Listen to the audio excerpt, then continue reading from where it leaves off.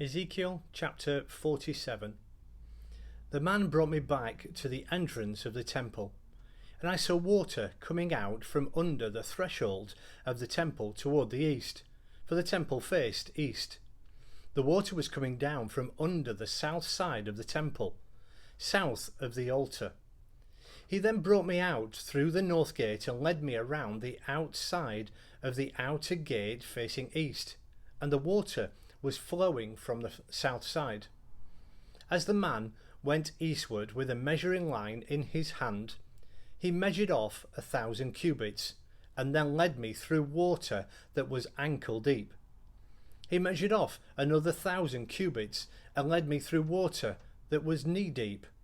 He measured off another 1,000, and led me through water that was up to the waist.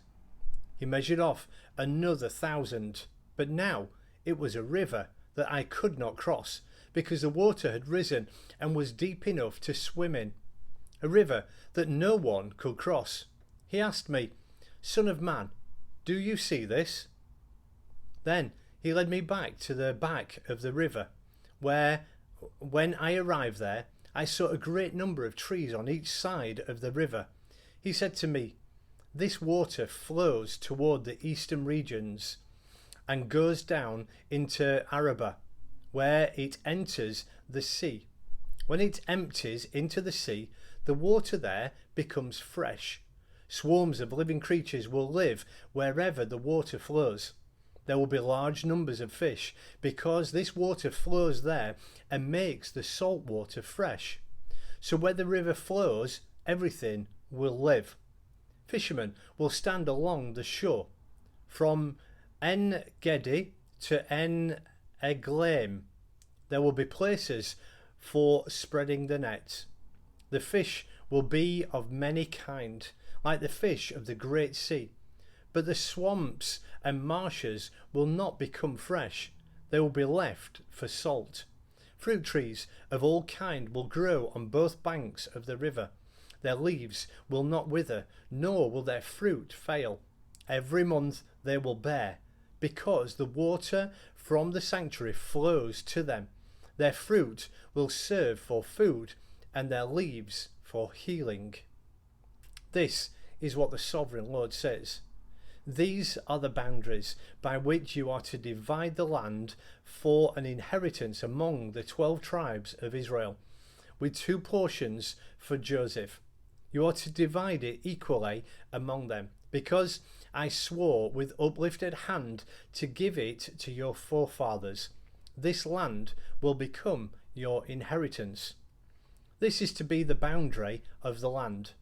On the north side, it will run from the Great Sea by the Hethlon road past Lebo Hamath to Zedad and Berothah and Sibraim, which lies on the border between Damascus and Hamath, as far as Hazer Hatticon, which is on the border of Hauran and Damascus.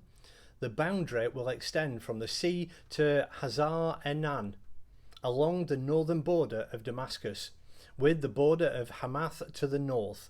This will be the north boundary.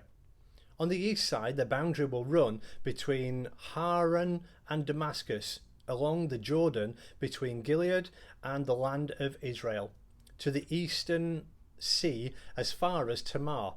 This will be the eastern boundary.